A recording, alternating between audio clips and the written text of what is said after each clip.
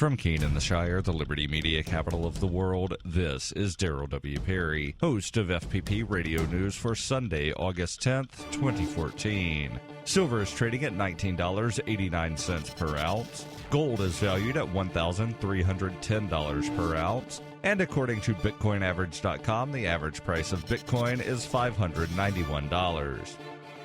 Antiwar.com reports, since his Thursday night announcement that he had authorized U.S. airstrikes in Iraq, the U.S. air war in the country has picked up considerably, and President Obama's latest comments are laying the stage for a long-term project in the country, with further escalations likely along the way. In his interview with the New York Times, President Obama lamented the comprehensive brevity of the war in Libya, saying his decision to attack Libya and impose regime change was the right thing, but that the U.S. should have had a long follow-up mission to prop up the new government there.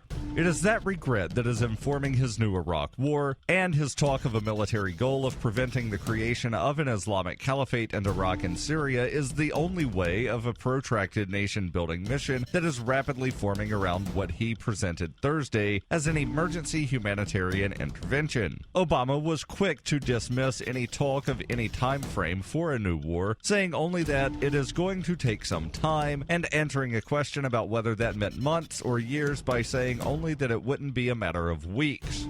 Friday's expansion of the red lines inside Iraq to include ISIS getting near either Erbil or Baghdad were also expanded further Saturday, with Obama saying a key portion of the war now was also meant to prevent ISIS from getting a hold of key infrastructure across all of Iraq. The political goals of the war were also laid bare, with Obama promising to see Iraq's Sunni Arab minority feeling connected and well served by a national government in the long term. Another telling aspect of the president's latest talk is that while he had long bragged about having gotten the U.S. out of Iraq, he openly spurned that label, insisting the pullout was not my decision and was only done because President Bush had reached a status of forces agreement which expired under his watch. Ultimately, the new Iraq war is shaping up to be even more ambitious than the 2003 misadventure, with President Obama imagining not only the ouster of ISIS from the nation's west and from Syria's east, but also the creation of a new, more inclusive Iraqi government.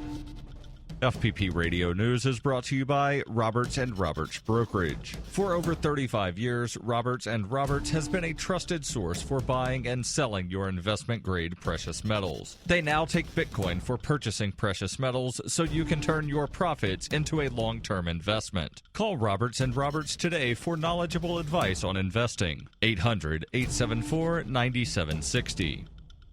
Reuters reports, Ukrainian separatists said on Saturday that they were ready for a ceasefire with the Kiev government after increasing gains by the Ukrainian forces. Alexander Zakarchenko, prime minister of the self-proclaimed Donetsk People's Republic, said in a statement, "We are ready for a ceasefire to prevent the proliferation of a humanitarian disaster in Donbass," referring to the area of eastern Ukraine where combat is being waged. He warned that Donetsk faced a lack of food, water, and electricity, but said the rebels were ready to defend the city of around 1 million people. He added, "In the event of a storm of the city, the number of victims will increase by magnitude. We have no humanitarian corridors. There is no supply of medicines. Food supplies are nearing their end." Ukrainian officials have said they are ready to agree to a ceasefire, but only on the condition that the rebels surrender all their arms. FPP Radio News is brought to you by Coinbase. Coinbase is a simple and secure online Bitcoin wallet for sending, receiving, and storing Bitcoin. I trust Coinbase. You should too. Get started at coinbase.fppradio.com. That's coinbase.fppradio.com. Ballot Access News reports, for the first time since 1916, every statewide South Dakota state office has a minor party or independent candidate on the general election ballot. There is no minor party candidate for governor, lieutenant governor, U.S. Senate, or U.S. House, but there are independent candidates for all of those offices except for U.S. House. South Dakota makes it very difficult for a minor party member to get on his or her own party's primary ballot for statewide offices. The Socialist Party had a complete slate for all statewide offices in 1916. This has been FPP Radio News, online at fppradio.com.